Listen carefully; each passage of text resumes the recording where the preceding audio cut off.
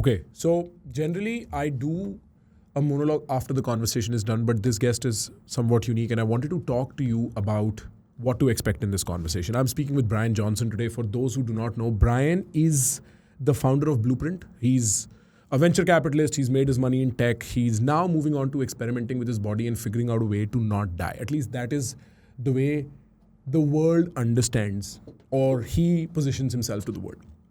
And what we have is a very interesting conversation, but I made a particular choice before this conversation began that I will not ask him any basic questions that are already open source or part of any other interview. I wanted to not ask what his supplement regime is, or his dietary regime, or his sleep regime, or how he can optimize, or how we can optimize our body. For that, there is his blog, right? You can just literally Google it up and there's enough information on that. I wanted to ask philosophical questions about immortality, death, ethics, morals. I wanted to ask questions that emerge from or even before Bryan comes to the idea of solving for death itself.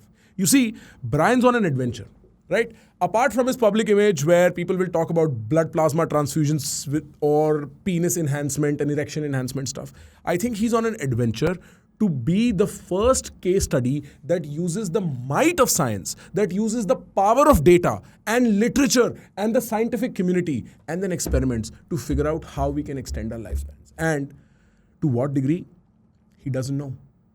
Well, I asked him that question and you might find the answer within the podcast, but to what effect? What will happen if we don't die? We don't know. You might find it in the podcast. You might find that I asked the right questions in the podcast, but what does it mean for humanity as a whole? Now that's something you have to think about. What happens if your father or your mother or your kids or you don't die? That is what we were trying to do in this conversation, and I was trying to ask questions that do not appeal to the basic stupid level 1 stuff. I wanted to get to level 5 directly. I wanted to get into the mind of the man. I wanted to get into the mind of an adventurer.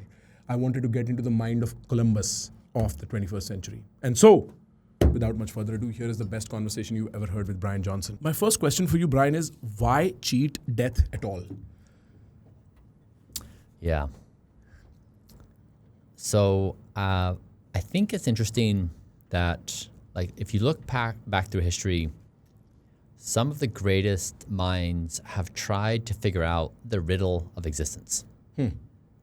So let's take Buddha. Buddha was like, okay, I'm observing my existence, and he comes up with ego, death, and reincarnation and different planes and the Eightfold Path. Like, he built up this architecture that kind of like explains like what is going on, what we should do about it. And then Confucius is like, hey, I'm going to explain these patterns of familial relationships, of like how we build our society in China. And Muhammad said, we should submit to God. And Jesus said, I am the Son of God. And Adam Smith said, there's the invisible hand guiding us, and we have these markets and industry. And Karl Marx said, we have class warfare, and America said, we the people. And so throughout history, various individuals and groups have constructed ideas that try to explain existence. Right. Like, what do we do? Like, we find ourselves conscious. Like, none of us know like why we're here or like what's going on, but we create these meaning-making games. And so I wondered if in 2024, if you try to crack the meaning of existence, what is it? And this is like, you even go to philosophy, like you go to like French philosophy, where Claude, or is it Descartes? Not Descartes, absurdism. Why am I forgetting his name? Oh, Camus. Camus, yeah, go to Camus, right? Yeah. Mm-hmm. Camus, like this unbelievably capable mind, he goes to the edge of existence, and he comes up with this really clever framework of like the only question that matters is whether one should commit suicide. Else, if you say no, like everything's just play because like the existence is meaningless. And so, yeah, I think I love your question because like, it really is such an energetic question. How do you solve the riddle of existence right now? And so the way to do that is by answering, how do we solve death? That's your hypothesis. That's your answer to that. Yeah, I mean, my answer is that death has always been inevitable. Inevitable, yes. Everybody's always died. Sure. Now, when you're on a path to die, humans come up with very clever explanations on like what happens when you die? You know, are you going to be reincarnated? Are you going to heaven? Right. Are you going to hell? Right. Like what happens? And so we have all these clever constructions. Then some people they say, we don't believe in that stuff. So we're going to go for immortality of deeds. Like on the battlefield, I'm going to fight. Glory. I'm going to be so honorable. Right. They're going to sing songs about me. Yeah. Or I'm going to be so epic in my career that, you know, my company's going to live on forever, or a building's going to be named after me, or a university's going to name, like, so people strive for immortality in deed or accomplishment. And so we have all these games built around when death is inevitable. So what happens if death is not inevitable?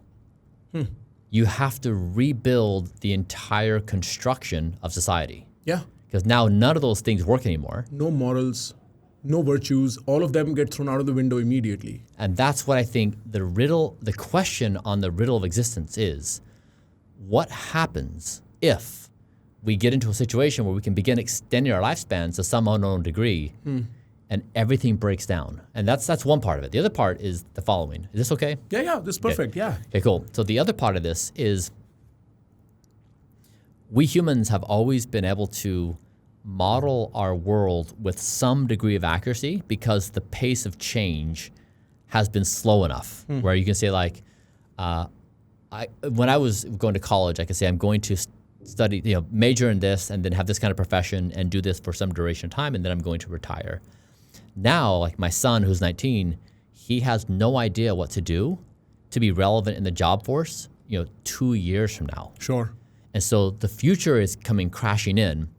And as AI emerges, it's increasingly harder to predict tomorrow and the next day. And so we're basically blind to the future. And we have a situation where the intelligence driving that is improving at a rate that is unfathomable to our own minds. So you have this double whammy where we may not die and we can no longer see anything. And so you basically double clip all of humanity. You take away all of our meaning-making games around death. You take away all of our meaning-making games around knowing and being the authority on knowing because we no longer know. That clips humanity of our reason why we exist. That, I think, is the riddle of existence right now. And that's the one that needs to be solved. That's a very interesting idea. That does it not throw us into a profound chaos on a social scale? Because now I do not understand what is good or bad. Not only does it transform the future, but even historically, every concept of what is right is now removed with the removal of death itself. Yeah. And so are we okay with that chaos? How Exactly. do we handle that? You nailed it. So I think the proposal I want to propose, the new game is don't die. So the only thing I know in this moment, like literally the only thing I know is I don't want to die right now. I'm having a conversation with you, like we're having a good time. I've got things going on tonight. I have things going on tomorrow. I don't want to die right now. You probably don't want to die right now. No. And so don't die is the most played game by every human on the planet. I see. Every second of every day. Right. It is the solution to the alignment problem. So Alignment? We give birth to AI. Right. It's like the big discussion in AI is when you give birth to these super powerful AIs, we have this alignment problem. Right. Like, what do they do? And are they aligned with human interests? Are they like, are we going to get like evolved out of the intelligence chain? Right. And so don't die individually, don't kill each other, don't destroy the planet, align AI with don't die. That don't die becomes the unifying framework for all intelligence. Interesting. I remember reading about a decision tree framework, which is effectively answering the question, how do humans evolve from this point? And there are many sort of strands of that tree. One of them is going to Mars, which is what Elon's popularly chasing. The other is also uploading your consciousness to AI, which is science fiction concept, but probably also possible with Neuralink. Are we sure that it is actually extending life in carbon and not in silicon? Like, is that the way to go, to extend the carbon form of life? What do you think about that? I think we don't know. We don't know yet. So like, I think going to Mars is like it plays to like we are explorers as a species. Like, Right. right? Like we do. Like we explored every part of this known Earth. It makes sense. We'd explore space. We go to the moon. Like we now go to the next rock, Which is orbit, Mars, right? yeah, Like so, like it makes sense. Like it's in the human instinct. We explore. Why not go to this next rock? So makes sense as an ambition. What I'm trying to solve for is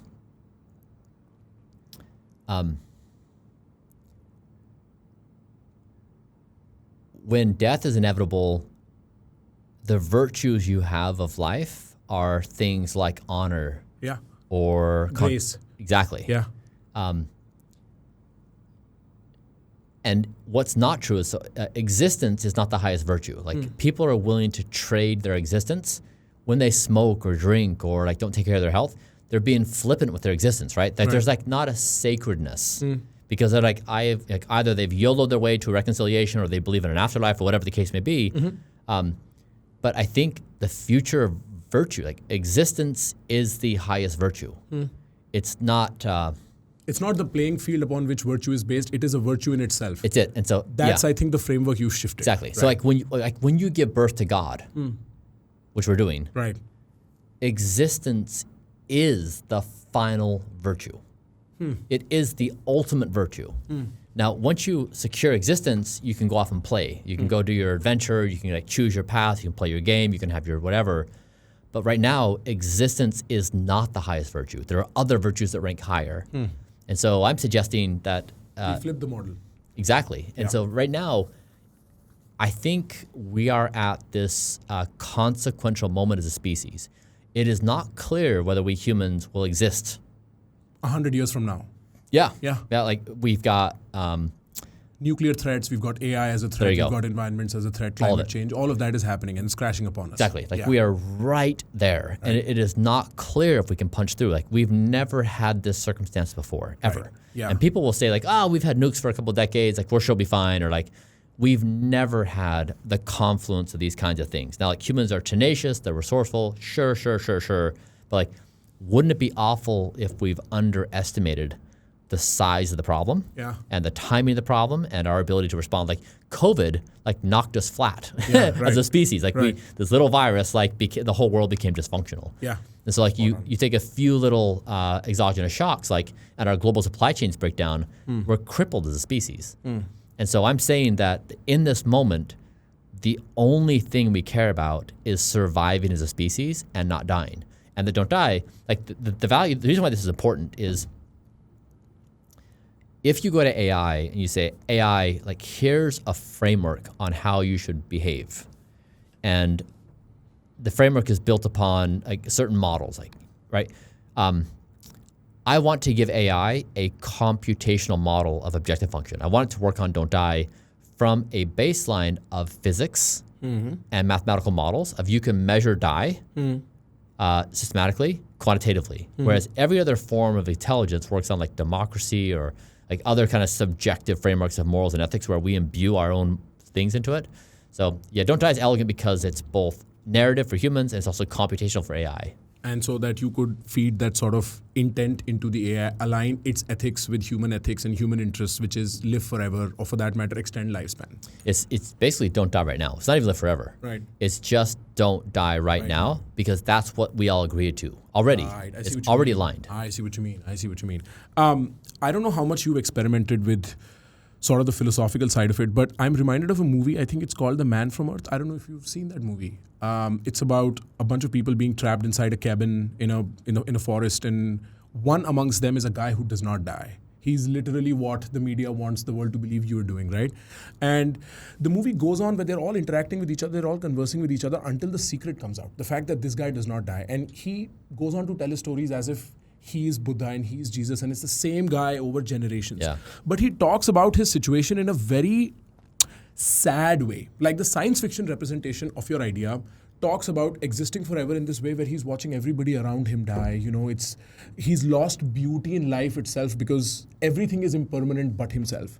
Parallelly, there is this Buddhist idea, which is all life is impermanence. And if you, for instance, if you see a real flower, it's beautiful. But if you see a flower made out of plastic, it's not beautiful because the virtue of beauty is lost due to the fact it cannot die, right?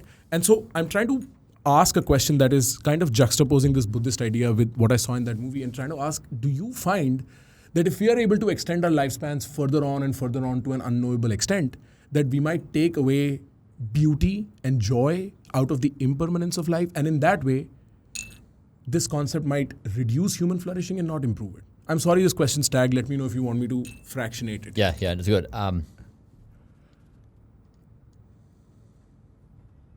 Like if you look at the diversity of meaning-making games that humans play, they're so big in variety. Like how many religions are there? How many different careers are there? How many different vocational efforts are there? Like there's this huge array of things people do to make sense of reality. Yeah. And humans are infinitely creative in doing this. Like people find purpose in everything. Yeah. And so like I'm bullish on humans' ability to find purpose in anything.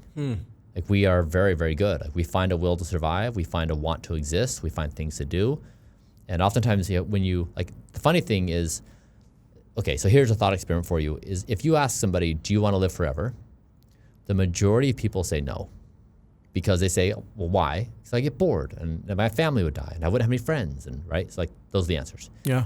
If you say, do you want to live tomorrow? Like, yeah, sure. Sure. Like, why? I got things going on, right? I'm gonna see my friend and like whatever. So living for tomorrow and living forever are the exact same idea. They're identical. The same concept. Sure.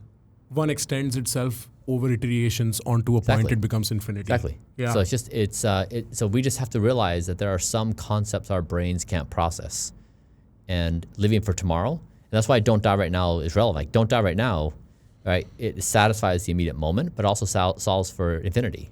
Like, it does both things. Now, this is not to live forever, because you can't say that because it just drives people mad. Sure. Even though like they're okay with the concept of like I'm going to heaven, right? And there's no one's preaching that you go to heaven, then heaven stops. Like, right. In all religious traditions, like heaven goes on forever. Yeah. That doesn't bother people. No. They're just like, I don't know, I'll worry about it when I get there. Like, and surely like someone's got solved. But if you pose it in out of framework, out of that context, it just triggers the brain. So like many of these concepts, the human brain just can't understand. But yet it robs us of the actual practical thing, which is like we do have a will to live. Yeah. And in fact, I think we go on living as if we would never die until the moment comes and then fear strikes. Exactly right. Right. So we live in this illusion until tomorrow. Exactly. But if you lift the curtain, then it's scary. The valley is deep and unknown. Right, sure. I understand that you have a computational aspect to it, which is the AI part. And we've discussed the philosophical part. There is also a bioregimen sort of system that you follow, right? I understand it's waking up at a certain time, you have a morning routine, you have a wind down routine at night, you have a way to measure your sleep, you have a way to measure your erections famously. And I wonder, from the looks of it, right, from purely the aesthetic of it, I feel like it's so anti-fragile because it's so stacked with so many different steps that are almost unnatural on a day-to-day level, right? Like if you're having, 40 pills, 40 supplements in a day, don't you find that adding this level of complexity makes the system much, much, much more fragile, and that it might not be sustainable for people to follow that?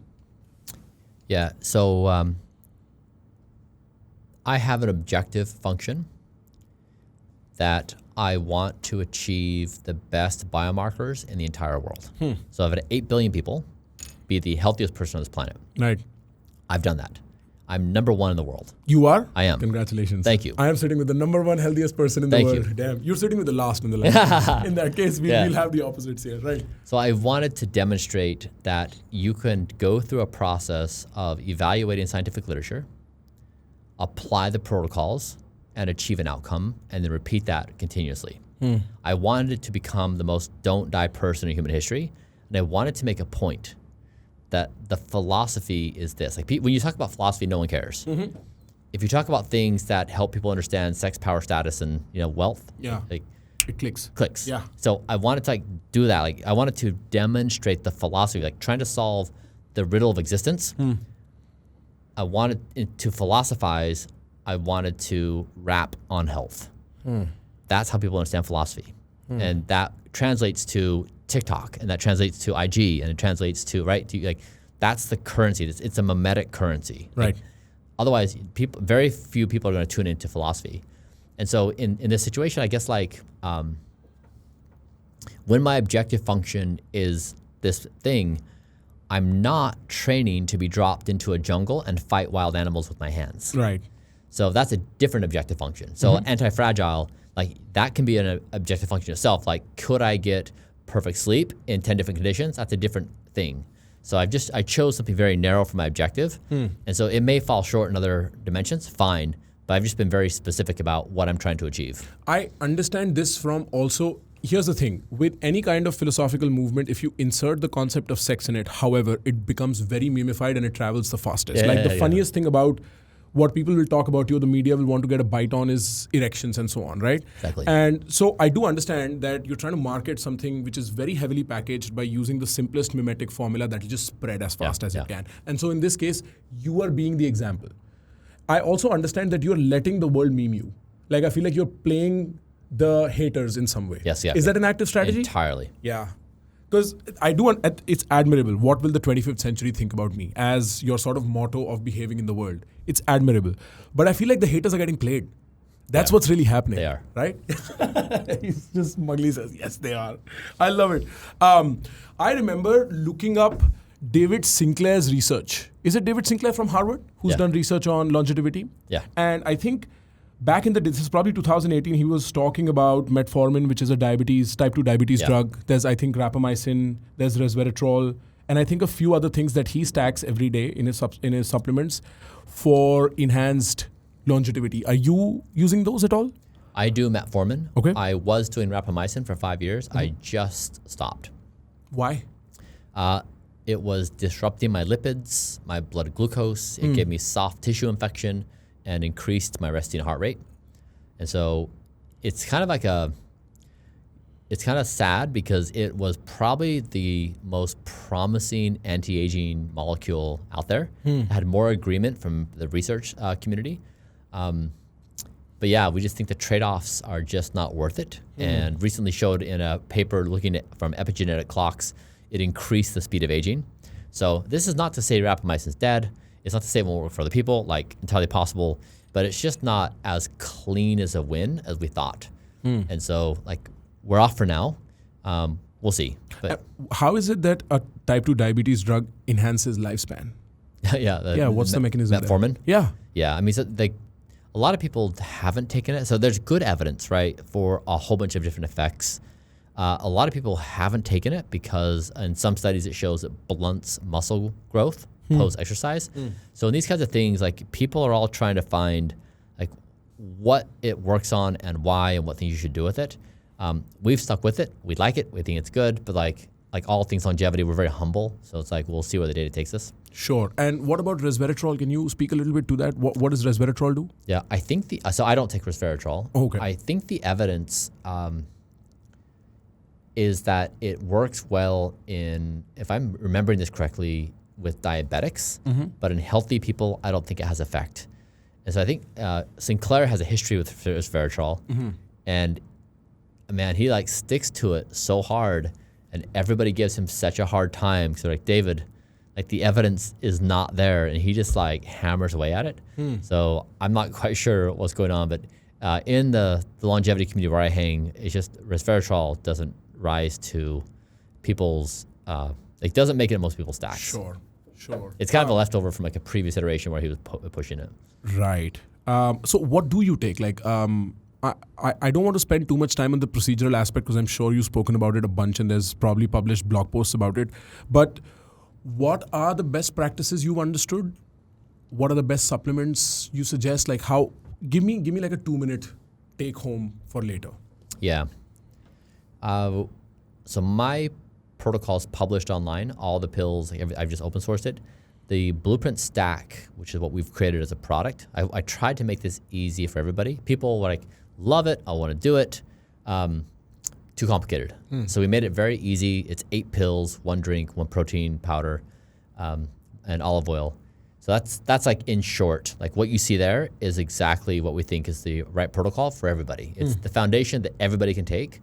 That's number 1. And step number 2 is to get a baseline test of like blood work and then see what you're deficient in. And so those are the 2 power laws. Like do the basic stuff and then of the blueprint stack, and then do a blood test and find out what you are personally deficient in. What was the last quantum leap we had in longevity? Was it penicillin, or has there been something since? Like, what's the history of this research? It's a good question. I don't know. I mean, I know that hygiene, like germ theory, Germ theory, sure. was a big one. I have one more question about sort of the historical research on longevity and such. I understand that there are islands of the coast of Japan, or like there are certain communities that have been known to live, produce more centurions, or what are they called? People who live over 100 and such. Yeah, centurions. Yeah. What is there some parallels between what you're doing and what they're naturally, without thinking too much, doing? Or is that a fluke? Is that a genetic sort of luck roulette situation, or what is happening there? Yeah. I mean, that's kind of the concept behind the blue zones. Right. Yeah. Yeah, and I think that the general concepts behind the blue zones are true, or are accurate. I think they've been taken a bit of a credibility hit because there was some fraud. Like, they found out that a lot of the data was actually just humans committing fraud. Accounting errors. Yeah. Yeah, sure. So it's like it's not as clean as like the blue zones just killing it. But there's probably things we can observe, like they of the diet they have and lifestyle, etc. So probably things we can learn. And when you're looking at larger patterns of society and cultures, average life expectancy, etc. Sure. I realize this now because I hadn't realized this from all the other literature, or for that matter, your tweeting or your other interviews at all. I think you're very concerned with the sort of drastic change AI is going to get in, right? And I'm assuming you work very closely with the frontier of AI, right? How bad is it about? I've been stupid asking this question. How bad is it about to get? Like, to what degree are we inviting a completely unknown force into our existing systems? Exactly. Is it the same as industrial revolution, and there was this paranoia around that, that people will run out of jobs and meaning and such? Or is it a grander sort of enterprise we're getting into? So the first thing that I think is intelligent to say on anyone answering this question is nobody knows. Nobody. So anything anyone says to an answer, they're not speaking from a perspective of authority or of wisdom. Like, they don't know. And without that disclaimer, a lot of people hear people expressing opinions about AI and they think, oh, they must know something. They don't. So I personally, now this is my disclaimer, I personally think that AI is going to change our reality in ways that are incomprehensible to us. I think the way we understand reality right now will no longer be the case. And so this is why I'm saying that we're on this cusp of this change that we can't even grok. Like, we do not understand the depths of how radical it's going to be.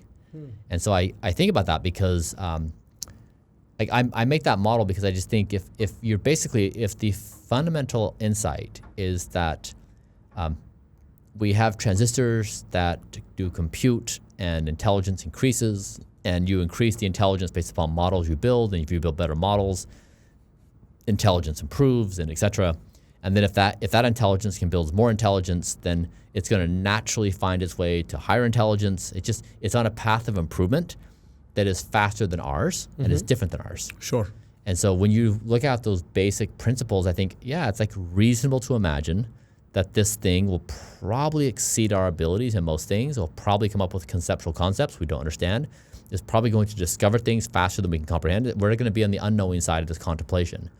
And so that's my guess, and that's what I'm trying to prepare for, is when these new realities break our reality, I don't want us to fall apart like we did in COVID. Sure. I see what you mean. And you think that it's a hypothetical in that way. Do you think that probably working with artificial intelligence is a faster way to get to longevity than working with the body? Like, is there a way that, or maybe another way to ask is your biomarkers going to provide the data set for longevity for AIs later? That's open. Yeah, open. Yeah? Yeah, I mean, AlphaFold from Google DeepMind. Right. It's incredibly impressive. That's a problem people didn't think would be solved for a very, the same way that people didn't think AlphaGo could win at Go. Right. The chess was like, Go was like a non-computable problem. Right. I think the same is going to be true with biology. I think that's why I'm bullish personally on longevity. Is in Dario from Anthropic, the CEO of Anthropic, was saying he thinks there's going to be 100 years worth of biological progress in the next 5 years. Wow. So most of my friends who build an AI, they maintain similar bullish outlooks that we're just going to have this avalanche of progress in all these fields because our new systems can do it.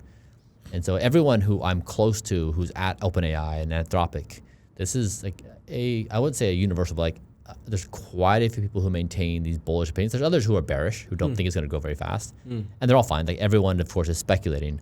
But I'm trying to think about this from the perspective of the 25th century. So people can debate like what's going to happen in 2025 and 2026. Like that's a very granular way. But when you look at it from a few hundred years, like give the intelligence a few hundred years to develop, to me it's very clear like this thing will be incomprehensible to us. So we might as well get the fundamentals right in this moment. Speak to me about this 25th century idea. I think you're the only person I've ever heard talk about it. I think a lot of the intellectuals of our time, and I mean, you were as much an adventurer as you're an adventurer as you're an intellectual. From the intellectual standpoint, what does it mean to look back at us from the 25th century? Explain to me that model. Yeah. If we look back on the 15th century, we can look at 600 years of progress, and we can look at the models of reality that we now have that they didn't. Right. And so it's going to be similar? Yeah. So like think of all the things like we understand a transistor. Right. We understand proteins at a degree. We understand DNA. We understand germ theory. Right. Exactly. Yeah. Right. Like and so we have all these new models of reality that they didn't have. So they're blind to so much of reality. And so now when we're given a given problem, like how do you do blank, we can pull up and be like, well, we understand the microscopic world. We understand macroscopic. We understand biological interactions. So you have your tool set on how you solve a problem is very different. And so from the 25th century perspective, like they're going to have models we don't, and they're going to make our version of problem solving will be very primitive to them. Sure. The ways we understand the world, our models of reality, our wants, our desires, our meaning-making games. And so it's just a general observation that every generation eventually becomes primitive. So instead of seeing ourselves at the apex of greatness or the apex of discovery, you just flip it and say, we're actually primitive. And so can you see the... So like, I'll give you an example. Like being here in Mumbai, the air quality here is atrocious. I think you should visit Delhi. Yeah, I know.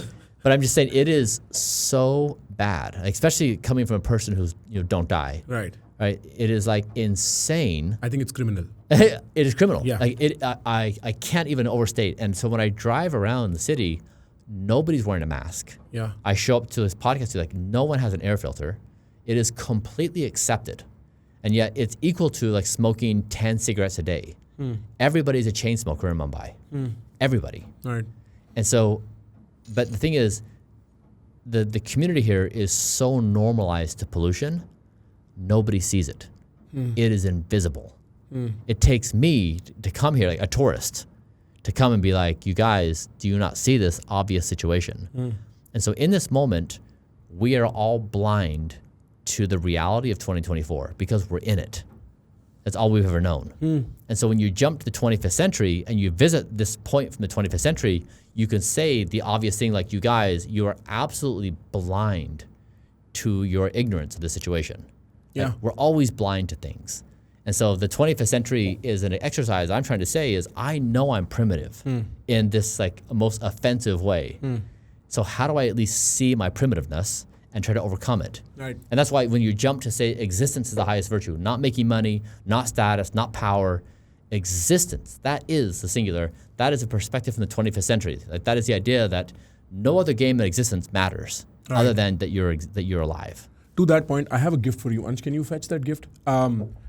Having said that, I think it's complete. So I spent a lot of time in the United States myself. I was a student there, and as a matter of fact, I've managed to. Travel will do very similarly. Moving around in the geographical sense or the time sense will do very similarly because you'll realize from the outside in what is wrong with your society. I think we are so busy playing games of career and money and Yes. such that we don't even understand that we are pretty much like we're in a perpetual state of suicide, Yes. accelerated suicide.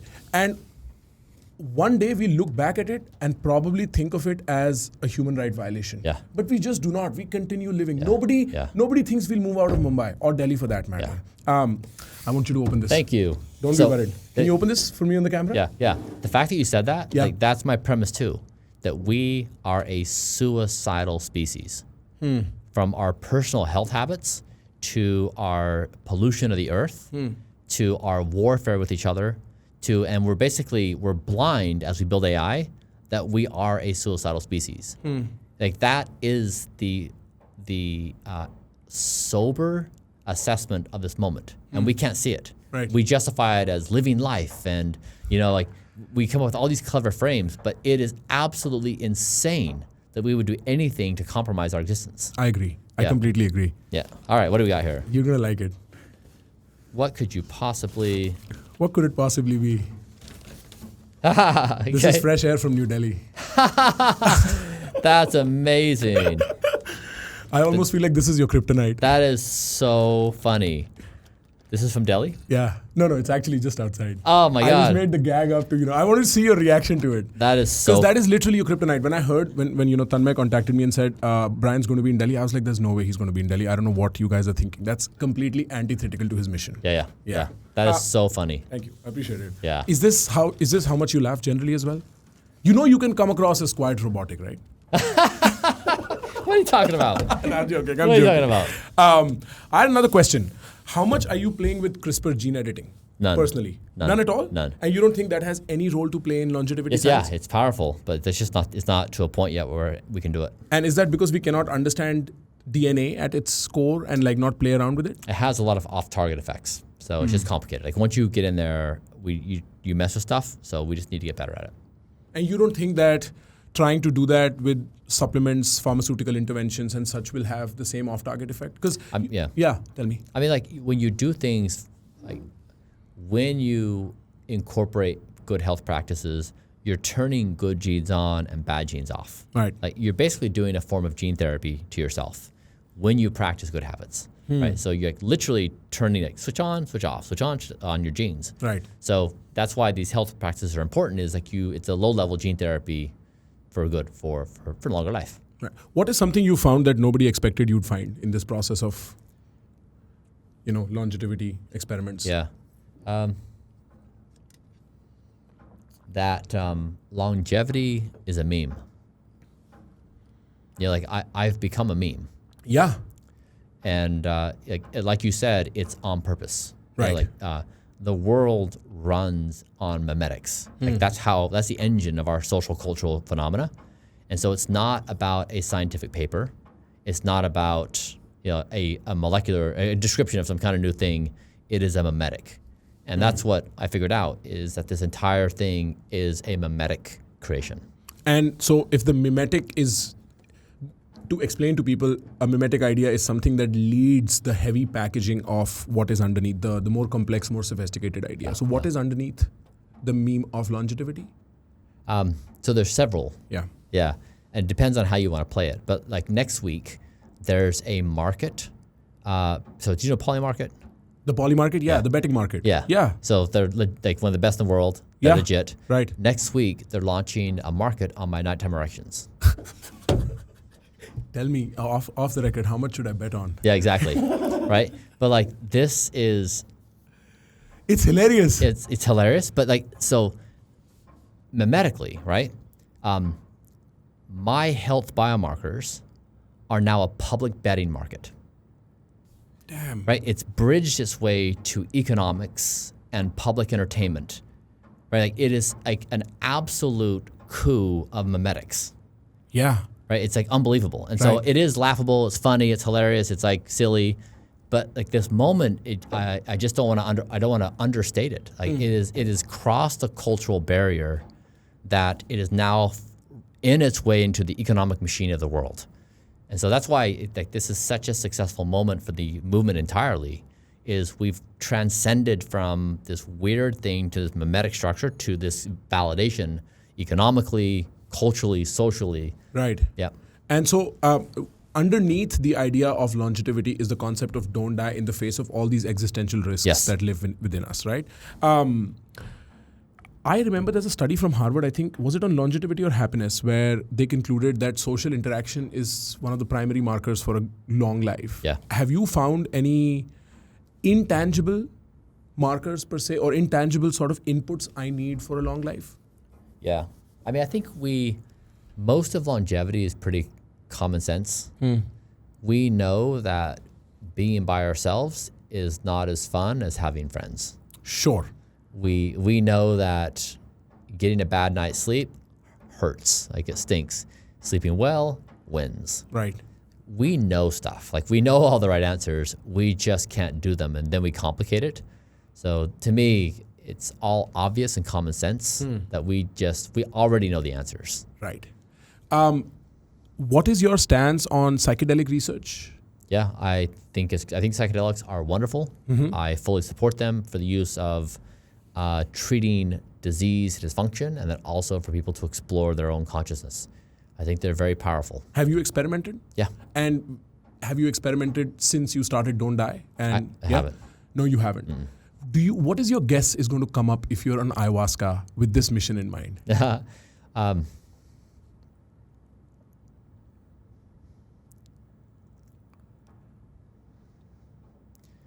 I would imagine that it would be like some sentiment that we are part of this continuum of existence that exceeds our ability to see. It's almost like this invisible thing that the wholeness of existence is bigger than our comprehension, that our importance of keeping this thing alive is important, and that we would probably be invited to overcome our current small-minded primitive selves into something more significant. I would imagine it would probably be along those lines. So it would be an encouraging note. A very encouraging note. Yeah. You don't fear the fact that it might tell you, hey, listen, don't play with existence itself? It's a good question. I think you would have to try. Yeah, it's a good question. You'd have to be open-minded for that to be the case. Like you have to go in there with a clear, like if you want to find truth, you want to seek it out versus manifest it. Right. Yeah. Yeah. And I mean, not encouraging you to find out, because I genuinely think what you're trying to do here is, I mean, I've frankly never understood why the hate exists, because I think what you're doing, treating yourself as patient zero for such an important, there's this idea, I think I heard Peter Thiel talk about how science has not moved beyond information processing since the early 70s. It's been stagnant in a certain way. And only when I began to come across all these bio interventions, for instance, even Ozempic, even though it's not, I think, I'm assuming it might have side effects later on. But there's something that came out that will not let you have cavities and such. Those were all primitive steps in I did bio. that. Which one? Luma? Yeah. Yeah? And does it help? We'll see. Yeah. Yeah. You need to eat a lot of chocolate to find out, Yeah, I guess. yeah, A we'll lot see. of candy. But I feel like only now, after like 50, 60 years of resting on biotechnology and doubling down on screens and information processing, we have come to look back into probably the most important frontier in technology, which is how do we enhance the function of the human. And I think it comes because we are risking artificial intelligence, maybe a fusion with artificial intelligence and our consciousness, a silicon form of life, a humanoid, android form of life. And so suddenly this has become much more accessible, and we're doing much more of it. But I have one more question. Have you heard of Vipassana meditation? Oh, yes, I have. The 10-day silent. Yeah. Have you tried that? Haven't. You might find that very interesting. Yeah. Yeah. Do you perform no meditational, or for that matter, do you have a spiritual angle to yourself? I meditate twice daily. Yeah, morning and night. And what do you meditate? Like just sit down and focus on your breath, or is there a mantra? So I try to exist in the 25th century. Even in your meditation? Yeah, that's my meditation. You're very obsessed. Yeah. Have you heard that? So you're just imagining what it looks like. Yeah, I'm imagining what they feel like, what they look like, what they think, what they believe. I imagine them looking at us, making observations about us. Like I'm trying to pierce through this moment and see beyond my capacity to understand in this moment. I'll take 15 more minutes, all right? I know you're very tired. I'm just wrapping this up, but I want to understand, what are Like, what is your imagination like? What do these people look like? How do they think? What are their beliefs and so on? Yeah. Yeah. Yeah. This might be a sci-fi prologue. Yeah. Right. Yeah.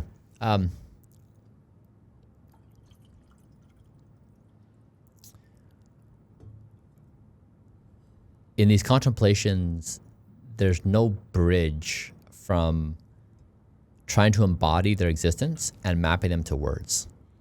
So when I do this meditative experience, there's this higher dimensional state of consciousness and existence. And when you have to take that and reduce it down to words, you basically come to a fraction of the contemplation, and it can't be translated. So you're saying you can see it, but you can't speak it. Exactly. The words don't fit. It don't fit. It basically crushes the existence. And so it's really not trying to assign words like they care about this or they have this objective. That's primitive speak. I'm trying to really feel into what does existence feel like? What does intelligence feel like? What does it mean to know and not know? What do you care about? What are your desires and what are your wants? Like you're trying to fill in and you're trying to relieve yourself. I think Buddha was doing a lot of this, right? He's really filling into what is consciousness at the most basic level? What are these emotions that are happening? And are they mine or can I detach myself? I'm trying to do the same from the perspective of a godlike intelligence. What does that feel like? I think, so yeah, that's my ultimate quest is to basically try to solve the riddle of existence, bridging that world to this world, so we can Sherpa ourselves to this other world. I don't think we want to mess this up. I think it's going to be a cool thing. Two suggestions. One, I think it would make for a brilliant Black Mirror episode. I think you should find a way to collaborate with them because I think it serves the meme. The imagination serves the meme in that way, the visualization. Two, I think you would really enjoy Vipassana as well. I mean, I definitely did insert the idea of psychedelics and how they might play with your idea. But Vipassana as a meditation it follows the idea of without words and pure experience, right? When you're having an experience in itself and words don't fit it, but what you inherently realize, what the Buddha inherently realized and then passed on through several sort of disciples is the idea that consciousness is in fact the sensation of impermanence, which is very contrary to what you're saying. And look, I'm just the kind of guy, right? When I do podcasts, when I speak with people, I'm trying to see what it will take for me to completely buy into their idea. So I present the obstacles I have in my experience and my understanding and see how they respond to it. So whenever we do a part 2, do you live in LA? Yeah, if I'm ever in LA, I'll DM you and we'll see. I'd want to see if you've made any progress on psychedelics and Vipassana and see how that plays into the evolving concept that you're building. I think you're doing something very radical and yeah, man, I'm very excited. You might change. Do you buy it? Yeah, enough. I think I buy you. I'll give you my apprehensions. One, I think it's a very complex system and I do not know, as far as the bioregimen is concerned, and I do not know how to manage the upkeep. Look, I also come from Delhi where, air and water is an issue. Two, I do not know how to contend with existing philosophical, spiritual notions of impermanence and what you're trying to do. I think maybe it's, and I know your response is going to be that these are games we've invented because we have to contend with the idea of death, which is such an ultimate idea. So we've come up with the idea of impermanence, heaven, hell, reincarnation, and so on. And therefore, I think psychedelics, which is a very pure form of conversation with the ethereal, might shed light into it.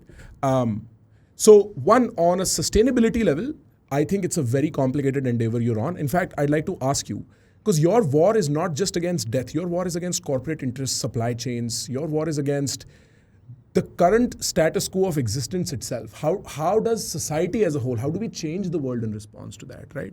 So I think there's a sustainability issue, and I think there's a philosophical issue, which is probably beauty is a function of impermanence, probably joy and happiness is a function of impermanence.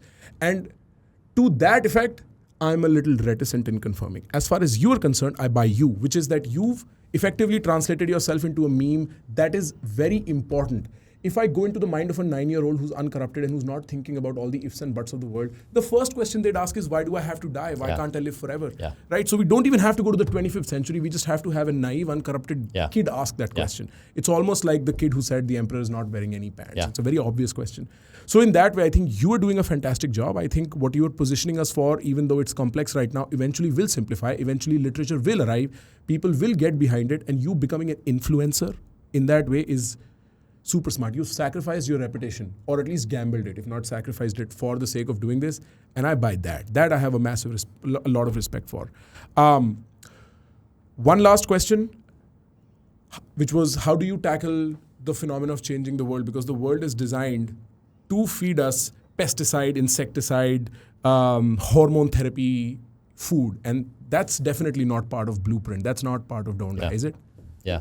So the reason why I think Don't Die is elegant, and the reason why it answers this question is in anybody's construction of trying to solve reality, whether it's impermanence or whether it's submit to God or whether it's whatever, it is premised on the fact that you're not dead. Like, they can have those thoughts because they're not dead. Mm-hmm. So Don't Die is the 0th order priority of all life. It is the kernel, right? It is the 0. Yeah. It's the foundation, right? You can use a word for it, right? Sure. Everything is downstream from not being dead. Yes. If you're dead, lights are out. If the video game switches off, there's no controller. Yeah. And that's why I think it is so elegant. It's like, if you take any kind of philosophical movement, like this is where Camus landed, right? Like, don't die, then play. So he said the same thing. He just said it through a very, a philosophical perspective. And I'm looking at this from what is philosophy from the vantage point of superintelligence. Right.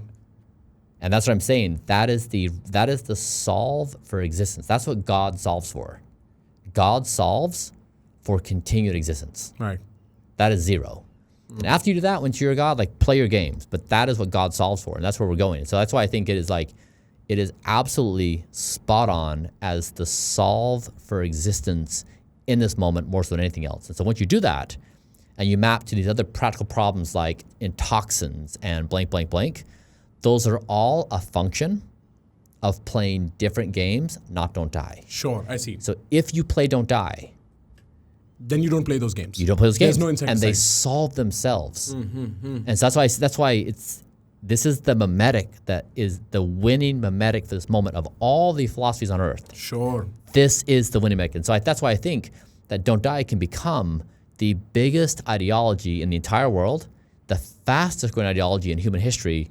And also when you say, like, AI is moving quickly and it's going to create openings for people to say, I'm not quite sure anymore what to think. They'll be more open-minded because there'll be some shocks. So I think this could... Sophisticated, we could have like 1 billion people self-identify with Don't Die in just a few years' time. It wouldn't take that much to get us there. Sure. Because if I believe in capitalism as my thing that's going to solve all problems, like if I say I'm worried about the climate, is capitalism going to solve this? No. I don't know. No, right? no. Yeah. If I say, can democracy stop us from nuking each other? No. I don't think so. Yeah, right. So if I look at any system in the world, like, do I trust that system to be robust enough to harness the power? I don't believe in any system. There's no religion that's good enough. There's no economic system good enough. There's no political system good enough. Don't Die is the only political, economic, moral, social, ethical, religious system that rises to the occasion, that accomplishes all those objectives. So solves on all levels. It is the theory of everything that integrates all of intelligence. Beautiful. As of today, how long can I expect my life to be extended to? What with the quality of research? Nobody knows. Nobody knows. So I could live until 200. Nobody knows. Like, why even 200? Why 300? Like, nobody knows. So what are you expecting to live till? No one knows. You don't know? Legit, nobody knows. That's insane. Nobody can even answer that question. Nobody can make an intelligent response. Brian, Nobody can say anything intelligent 2 years from now. Damn. You might be podcasting with my kids as well. Yeah. If this goes on. Yeah, right? Yeah. Many generations from now, Brian's still alive. Brian, do you have any questions for me? Any suggestions for me? Any ideas for me? Yeah, I would love your post discussion thoughts on this. Right. Because I've had this conversation a few thousand times over the past couple of years as I've rolled through this. And I found that there's a very small number of people that can get it and articulate it in a certain way. But it's definitely, there's like one side of the equation where like nighttime erections, nighttime erections is the philosophy, right? Like in action. Yeah. Then there's like this really deep well of don't die. So what is your take? How would you convey this to others? How would you encapsulate this philosophy? That's a very good question. As a matter of fact, after you're gone, I'm going to record a post-log it's almost like a summary of what I've understood. I think the nighttime erections thing is very interesting. Sex always sells in the media. Yeah. People are always interested in these sort of small, intimate moments, right? And that encapsulates a larger framework here. I think you need to do a better job at communicating this philosophical side, because people at this point, I could have walked in here only interested in your bio regimen, your supplement list, your sleep situations, and so on. And even though that's the procedural, actionable part that I can do, it's the part where I can get along and get behind you. I think understanding the existential risk of AI, reconsidering the existential risk of nukes in the light of what's happening in the Middle East and Russia and Ukraine, and then figuring out that don't die is not just a bio regimen, it's not just a philosophy to extend your lifespan, but it encompasses and should insert itself into institutions like democracy and capitalism. The invisible hand is not going to solve for life, it's going to solve for incentives. Exactly. Democracy is not going to solve for life, it's going to solve for power.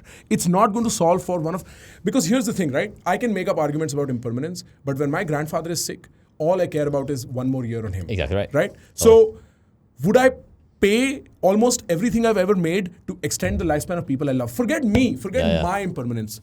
Consider the impermanence of my mother. I would do anything for that. Yeah. Right? And so maybe also angling it as the impermanence of people around you, as your pets, like Jordan Peterson would put it in one world, right?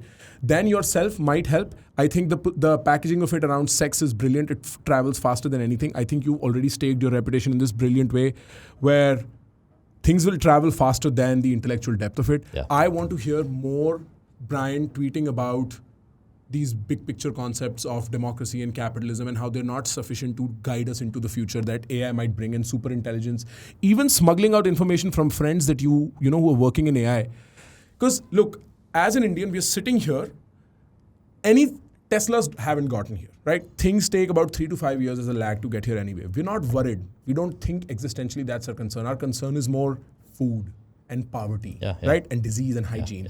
And so getting the point across, at least to people who are not swept up in that system, in that scarcity game, that we are coming up against an existential risk of a magnitude we do not understand in every sense of the word. Getting across to people the idea that biotechnology is not evolved in about 60 years until now, when suddenly things are moving at the speed of light or have the potential to move at the speed of light. I think these things will really get loud voices behind you in that way. That's my guess. I don't know. You probably have a lot of loud voices behind you anyway, but I think the more intellectually minded people, the kind of people that sort of influence world discourse might get behind you. Have you been lobbying with governments? I'm friends with the U.S. administration, other governments. Yes, I talk to these people. What about Robert Kennedy? Yeah. Because I think that would be great, right? His message is really seeping through. At least it sounds like it, seems like it. Getting that as part of a political messaging campaign might be very interesting as well, although I don't know how you get to do that. But yeah, that's my understanding. I will think about it more, and I will add a prologue after this or epilogue after this, and I'll ask you for your feedback on that. I'll see if it matches your... Cool. Is there something you want to cover? No. Good. I'm glad we finished it in an hour. Yeah. Thank you so much, Thanks. Bryan. Yeah, beautiful. There is a bunch of interesting things to talk about in summary of everything that Bryan and I spoke about. Okay?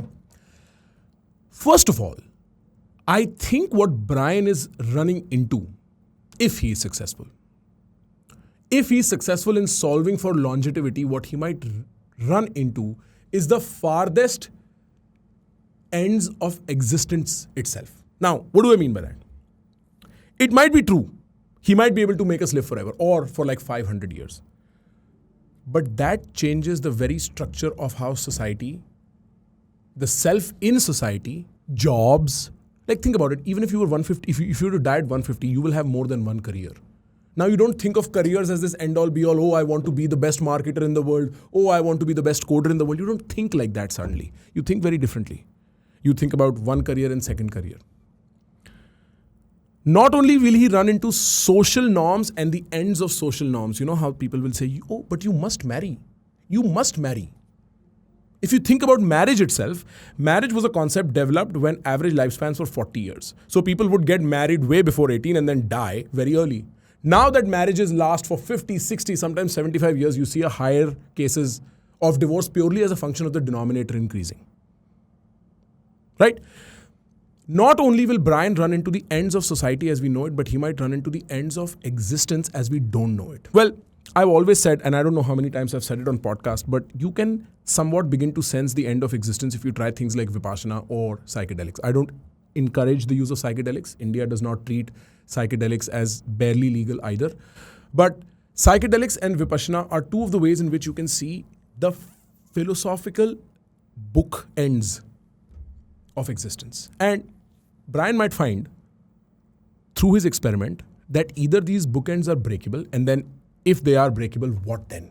Do we run into ultimate existential chaos in trying to solve for what Bryan said is Camus' existential problem, which is why live at all? Why not commit suicide? Will he run into existential chaos? From confusion and boredom to chaos? Or we might discover that every single idea we've ever had in the history of people is wrong. Those are the stakes. The stakes are we might find that Buddha is wrong. Because Buddha is saying what? Buddha is saying, look, everything is impermanent, your existence is impermanent. Don't hold on to things because they're the source of unhappiness. Babu Mushai, life badi honi chahiye, lambi nahi. That's what Buddha is saying if I were to memify it. You know? He's saying, look, drop all attachment, drop all desires, and suddenly you'll find that life is much more enjoyable. And you look at life in a way that's not even describable in words. It can only be experienced. So come sit in Vipassana. That's what he's saying. Psychedelics, on the other hand, open up the world of ether. And what I mean by that is, there is existence between material. Between the camera and me, there is this world which we see as only space and air, but it can open up into existence if you interact with psychedelics properly. At least that's what the documented literature says. And I wonder, what does ether have to say about Bryan's experiment? Because Bryan is not doing an ordinary entrepreneurial adventure at all. He's taking on the largest adventure there is to take on, at least to our conception.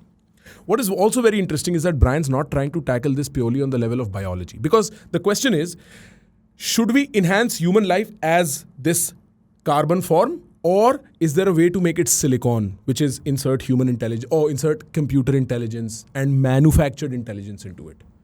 Should we live on forever in this body, or can existence be free of body and be transported into something that is made of silicon? And that changes everything we know about existence forever. So Bryan is contending not just with the way society sees us, or we see society, but the way existence sees us, or we see existence. And I think that's very interesting. And I think it is my suggestion to him, as you heard in the conversation, and otherwise, I would like for him to try with short methods of experimenting with existence itself, psychedelics and Vipassana. I think they're two of the most brilliant methods to realize what we are made up of. Because no matter what he says about AI, or maybe he has an idea, right? We spoke about AI, we spoke about CRISPR, we spoke about longevity. We never got to answering, which in philosophy is known as the hard problem of consciousness. What is consciousness even? What is it that animates humanity from just purely being intelligent to being conscious of our intelligence, which is consciousness? These are questions the Eastern religions spent a lot of time answering, but they answered these questions in view of the concept of death.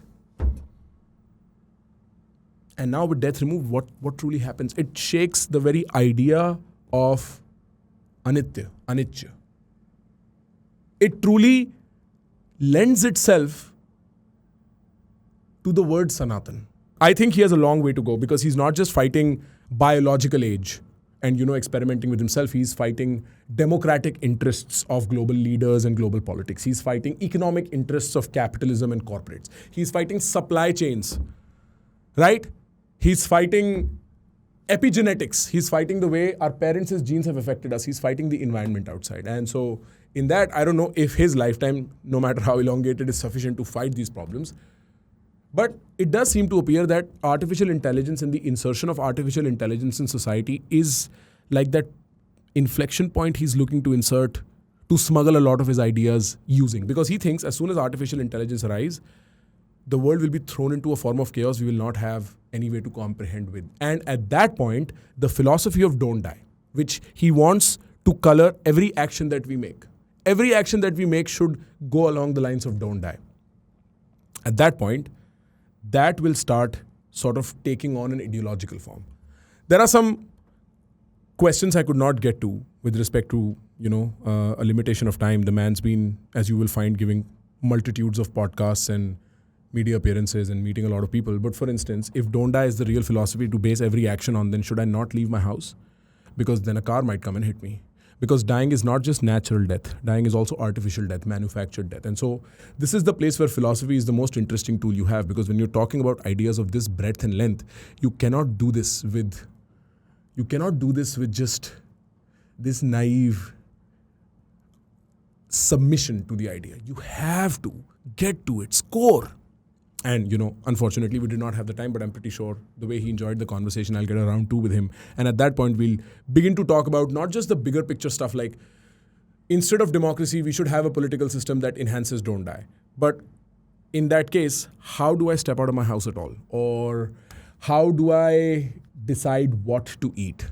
Under what circumstances? Because food is contextual. Having said that, I think what people see of Bryan, or what the world who's disinterested. See, this is how modern media works, right? Modern media is not necessarily interested in telling you the truth. We've evolved from truth telling to idea telling to purely meme telling. At this point, Bryan's a meme. And the meme is famous as blood transfusions or blood plasma transfusions, taking blood from his son to look younger, and penis enhancements. And I think that is such an interesting part of what he does. Because even though he's trying to fight a fight on society's playing field and then existence playing field, which is bigger than society's playing field, on a social media playing field, which is the fastest way to get information across, he's playing a reputation battle and he's playing his haters. He's letting them talk shit about him. He's providing them with meme material to joke about him. And he's enjoying the process because that spreads his message fast. And I think the greatest mental model as far as an individual psyche is concerned about, when you go back to your job and I go back to my other podcasts and such is concerned, I think a brilliant model, what I've learned from him, is think about what people in the future will think of you, not what people in the present think of you. All great inventions, all radical choices, all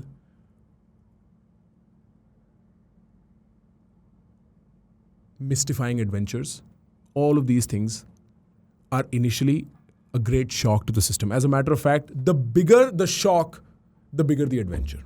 And so he understands that people are not going to just eat up this idea of don't die very simply. He needs the haters to pass the message on. And in the same way, when you're making choices in life, you need the critics. The criticism, in a sense, is a validation of the idea that this is going to work, that it's such an interesting way to look at yourself in the present. You go outside into the future and look in. And we can all start asking, what would people thank us for in 6 months? How would people a year from now look at us? And I think that's brilliant. Having said that, I will collect my thoughts. I'm recording this right after the conversation. I haven't really looked at the conversation again to see what I can say, what I can add to this. But I think this is one of the best works I've ever done. I think this is this is the level at which I'd rather do podcasting. I'd have a conversation where I can go as deep as I want and have somebody answer it. Somebody think in real time. You'll see it on his face several times. He's literally thinking. This is what I'm able to provide for you. If you like this, make sure you send it to your friends. Make sure you like, subscribe, comment. Let Bryan know. Go on to Twitter. Let him know how much you enjoyed this. This is very important. This sets a precedent where more and more people like him come on the show. Apart from that, thank you so much. Welcome to the best podcast in the country.